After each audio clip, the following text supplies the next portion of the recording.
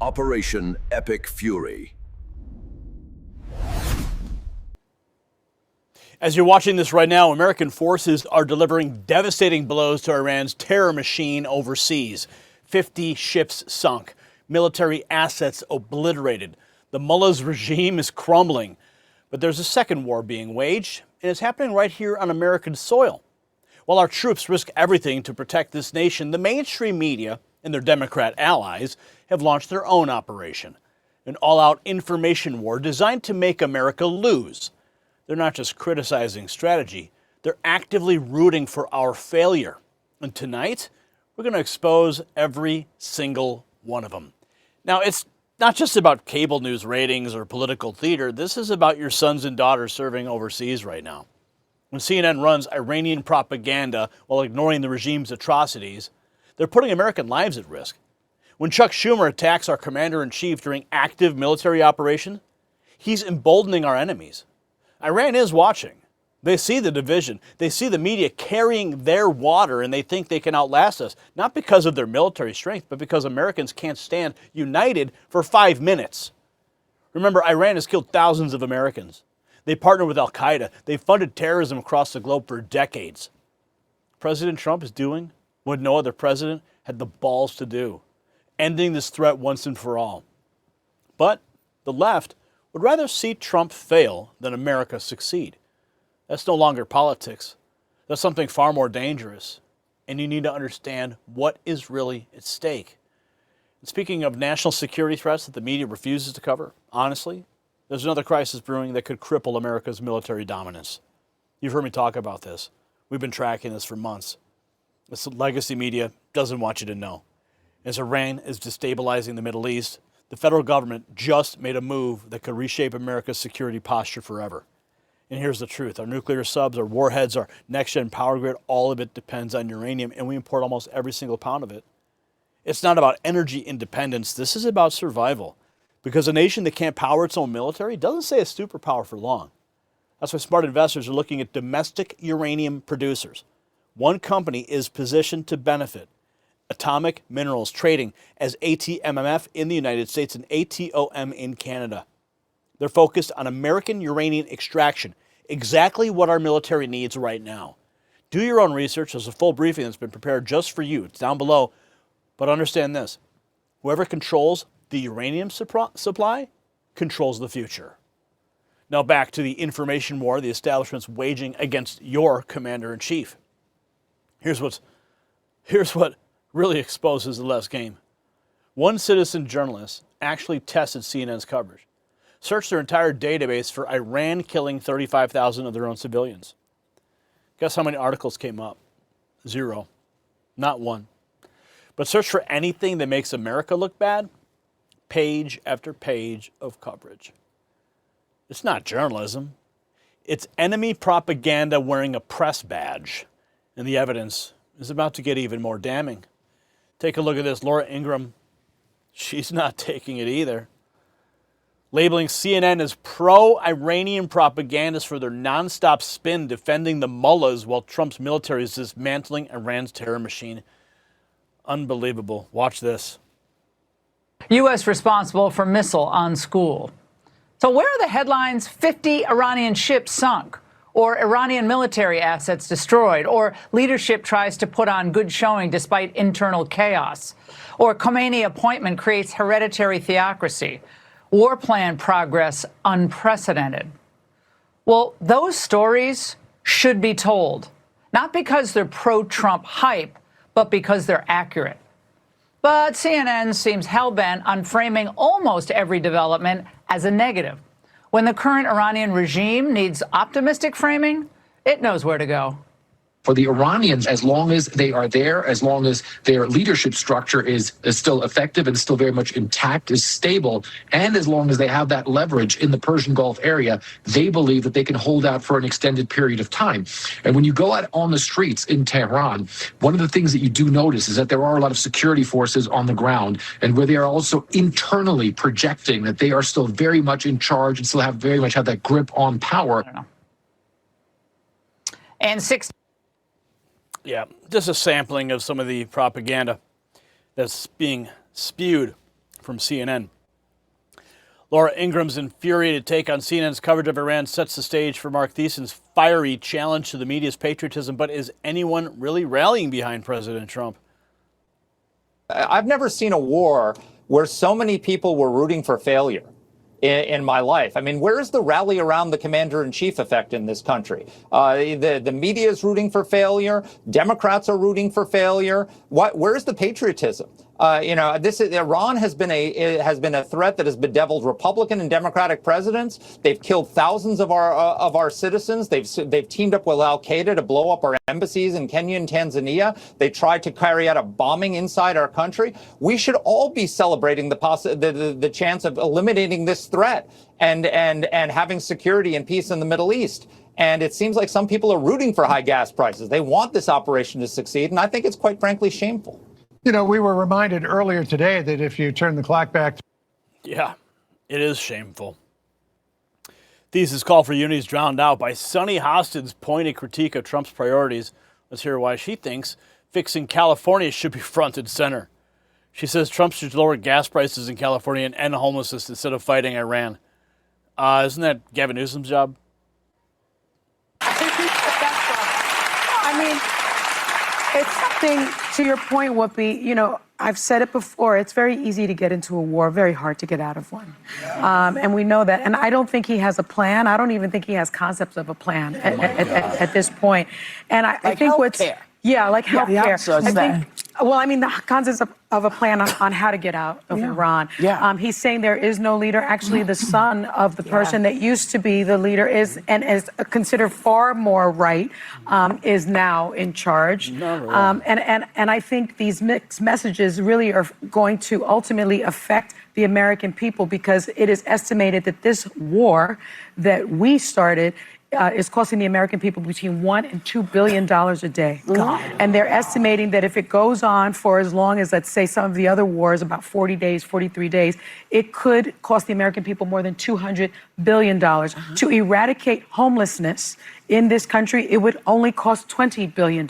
So while using this money to wage a war, which is a regime change war, which he said he wouldn't do it, the people that voted for him wanted America first, put America first, and homelessness. Why are gas prices in California $8 a gallon? It's going up. $8 a gallon. That's going up. That's right. Yeah.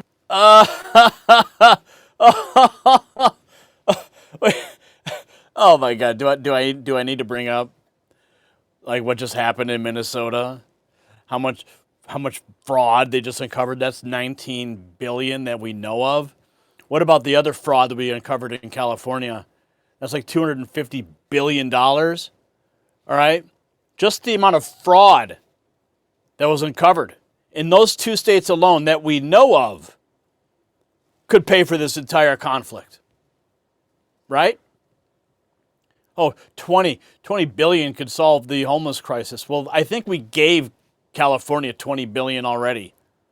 And where did it go? Oh, right. They're still setting up camps, right? We still have Skid Row. These people are living, I don't know where they're living. They're clearly delusional.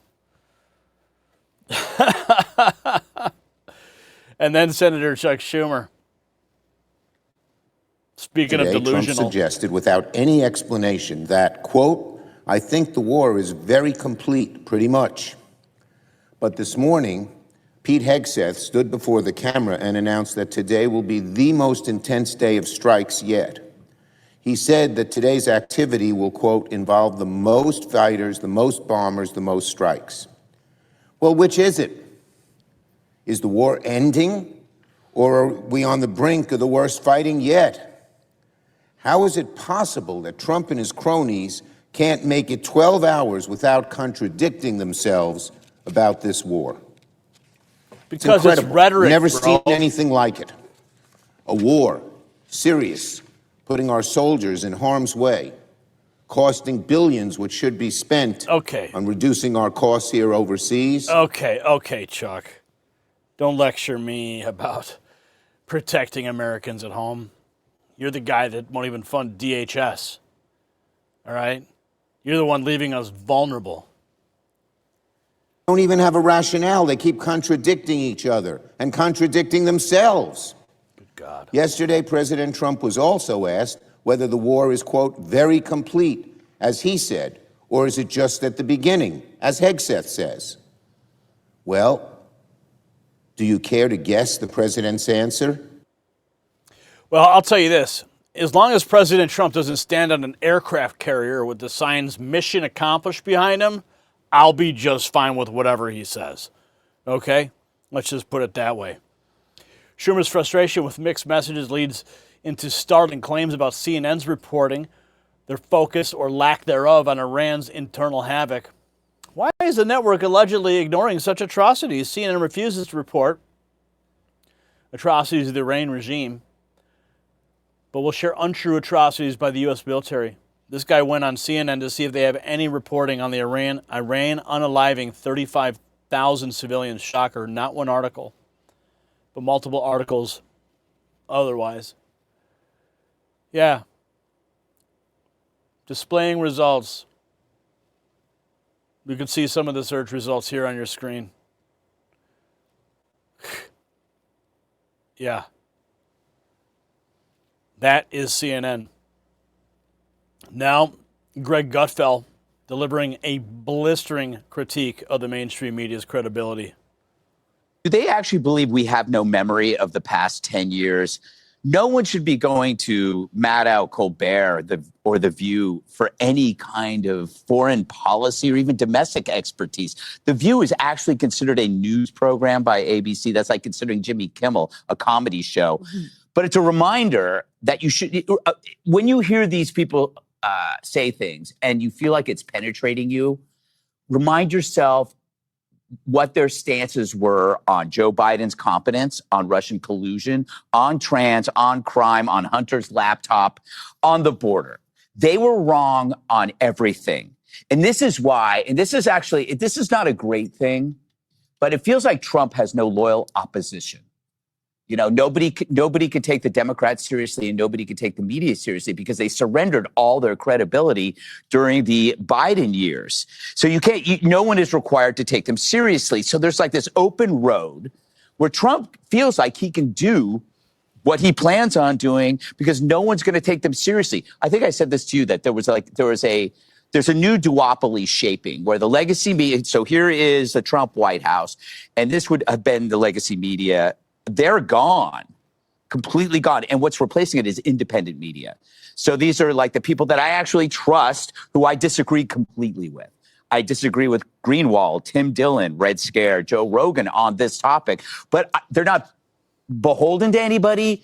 They're not covering for anybody. So I take their criticism to heart. It penetrates me, but nothing I get from mainstream media it's like rain hitting the windshield of a Humvee.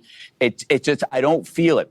The media has to realize what they've done by completely abdicating their calling to their career in terms of backing Biden and demonizing the other guy. They've left this open road and Trump is going right through it. If the media had been honest for the past 10 years, instead of gaslighting us on all of these issues that I mentioned, they could offer credible criticism and we could listen, but they didn't and we can't. So it doesn't matter. Well said, Greg. Well said. And that's why the Next News Network exists. And here's what the establishment desperately hopes you never realize. They have zero credibility left. Greg Gutfeld nailed it. These are the same people who lied about Russia collusion, the same ones who covered up Hunter's laptop, the same propagandists who told you Joe Biden was sharp as a tack while he could barely finish a sentence. They were wrong on everything. Now they expect you to trust their coverage of Iran? President Trump does have an open road because the opposition destroyed themselves. No loyal opposition exists anymore, just discredited hacks and partisan operatives pretending to be journalists. The American people see right through it. That's exactly why Trump will win this war, both overseas and at home. So the truth is simple. We have American heroes putting their lives on the line to eliminate a 40-year terrorist threat. And the mainstream media is running interference for the enemy. That's not journalism. That is called betrayal. President Trump is doing what needs to be done. The mullahs are panicking. Their military is being dismantled piece by piece. And And all the left can do is hope for failure because a Trump victory destroys their narrative forever. Don't let them control this story.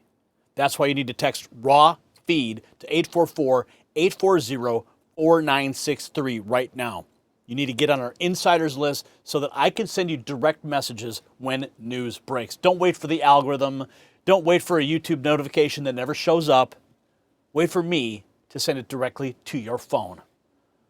Text RAW FEED to 844-840-4963 and share this video with every patriot you know. And drop a comment. Tell me, should the media be held accountable for undermining American military operations? Simply yes or no. If you haven't done so yet, subscribe, hit the bell so you never miss the truth. If you want to show your support for America First journalism, check out the Next News merch shelf below this video. Pick out something nice. You see, the information war is real, but together we are winning. Stay informed, stay free. I'm Gary Franchi.